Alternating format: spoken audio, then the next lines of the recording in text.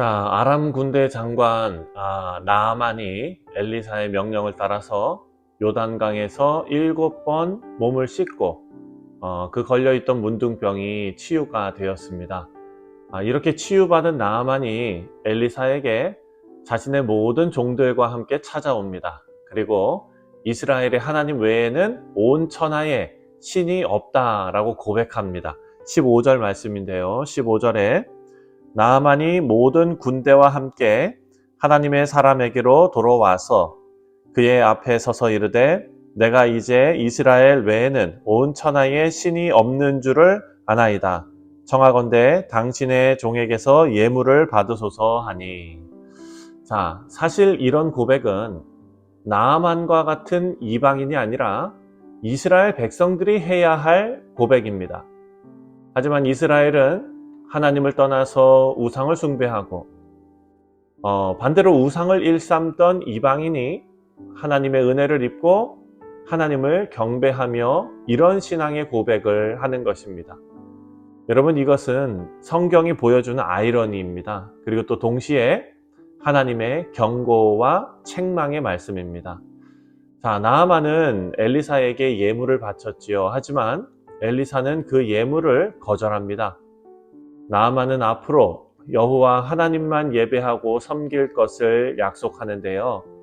하지만 아람의 왕을 모시는 군대 장관이기 때문에 자신이 섬기는 왕이 우상의 신전에 들어갈 때 그를 부축하고 도와야 하는 현실적인 문제를 엘리사에게 고합니다.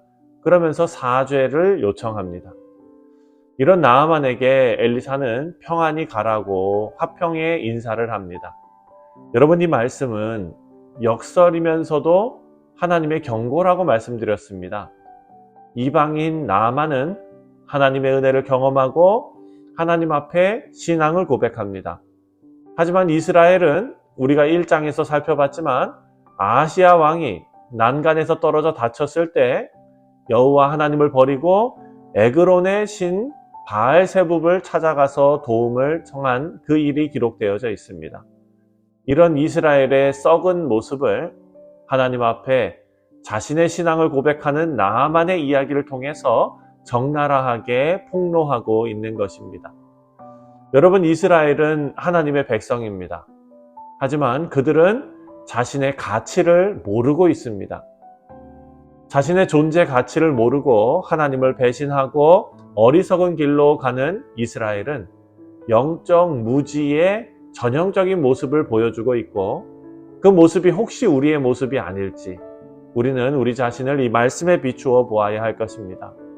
우리 성도님들, 우리의 믿음과 하나님을 아는 지식과 경험, 그리고 관계는 점점 성숙함으로 성장해야 합니다. 그것은 시간이 걸리는 작업이고 삶으로 배우는 작업입니다. 나아만이 자신의 병이 치유되었다고 바로 신앙의 성숙의 경지에 오른 것은 아닙니다. 물론 엄청난 경험을 했지요. 자, 우리는 하나님께서 우리의 삶에 기적을 베풀어 주셨을 때 그것이 전부라고 생각하며 그 감격과 감동에 사로잡혀서 계속 그런 기적을 베풀어 주시기만 바랄 수 있습니다. 하지만 여러분, 그것은 성숙한 신앙이 아닙니다. 나아만이 기적을 경험했다면 이제 하나님을 인격적으로 만나고 더 깊은 성숙으로 가야 합니다. 하지만 말씀에 나오는 나아만에게는 아직 그런 성숙은 없었습니다. 17절입니다. 나아만이 이르되 그러면 청하건대 노새 2마리의 실을 흙을 당신의 종에게 주소서.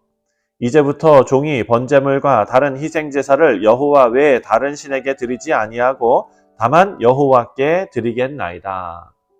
자, 나아만은요, 지금 엘리사가 있는 곳에 흙을 달라고 합니다. 그 이유가 뭡니까? 그 흙으로 단을 쌓고 하나님께 제사 드리기 위해서입니다. 여러분, 나아만의 이런 신앙을 본받아야 한다라고 생각할 수 있습니다. 귀해 보이지요. 하지만 우리가 꼭 어떤 물증이나 체험이나 표적이나 또는 기적을 경험해야 우리의 신앙의 열기를 유지한다면 그것은 안타까운 일입니다. 모두가 놀랄 만한 기적을 경험하고 하나님 앞에 감사하며 신앙이 뜨거워졌다가 신앙이 지나면은 그냥 시간이 지나버리면 시들해지고 또 다른 기적을 바라고, 여러분 그런 신비한 체험을 하면 자신이 영적으로 높은 경지에 이르렀다라고 생각하는 경우가 있겠지만 성경이 가르쳐주는 신앙의 길은 그런 것이 아닙니다. 이 세대는 표적을 바랍니다. 하지만 우리에게 보여주실 표적은 요나의 표적밖에는 없는 것입니다. 요나가 물고기 뱃속에 3일 있다가 다시 나온 것으로 예표되는 예수님의 죽음과 부활입니다. 복음이지요.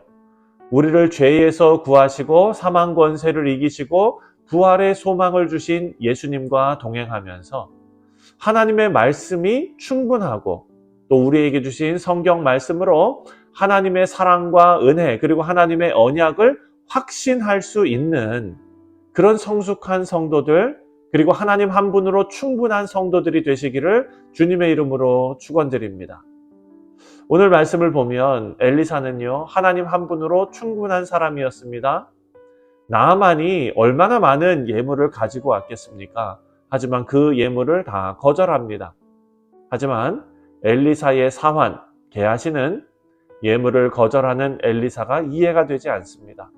그래서 나아만을 뒤쫓아가지요. 그리고 거짓말을 하는데 엘리사가 은 1달란트와 2벌 옷을 요청했다고 말합니다. 그리고 그렇게 나아만에게 돈을 뜯어냅니다. 그리고 게하시는 엘리사로부터 책망과 저주를 받고 게하시뿐만 아니라 자손들까지 문둥병에 걸리는 운명이 되었습니다. 사실 이 말씀은 재물을 사랑하면 죄를 짓게 되고 죄로 인해서 저주를 받는다라는 단순한 교훈만을 우리에게 주는 말씀이 아닙니다. 물론 우리는 죄를 멀리하고 욕심을 버리고 욕심이 잉태하여 죄를 낳고 죄가 장성하여 사망에 이르는 삶을 살지 말아야 합니다.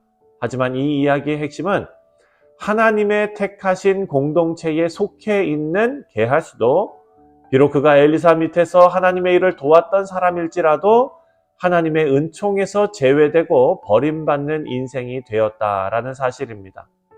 반대로 하나님의 은총 밖에 있었던 나아만은 문둥병에서 구원을 받습니다. 우리 사랑하는 성도님들, 이 세상에 구원받지 못할 죄는 없습니다. 하나님의 은혜는 모든 사람을 품기에 충분하고도 남습니다. 그래서 우리는 우리의 죄를 자백하고 하나님께 나아올 때 하나님께서는 미쁘시고 의로우사 우리 죄를 다 사하시고 모든 불의에서 우리를 깨끗게 하실 것입니다. 하지만 우리가 지금 하나님을 안다고 자만하면서 하나님의 도를 떠나서 죄를 일삼는 인생을 살아서는 안 될 것입니다. 바울은 우리에게 두렵고 떨리는 마음으로 구원을 이루라고 말합니다. 우리가 한 번 받은 구원을 잃어버린다는 의미가 아니라 고무줄의 긴장을 늦추면 바로 원래의 모습으로 돌아가는 것처럼 우리는 늘 신앙의 긴장을 늦추지 말고 두렵고 떨리는 마음으로 성화를 이루어 나가야 한다라는 말씀입니다. 바라고 기도하기는 우리 성도님들께서 오늘 하루를 살아가시면서 하나님을 향한 귀한 신앙을 가지고 두렵고 떨리는 마음으로 성화의 과정을 은혜로 걸어가시기를 주님의 이름으로 축원드립니다. 기도하겠습니다.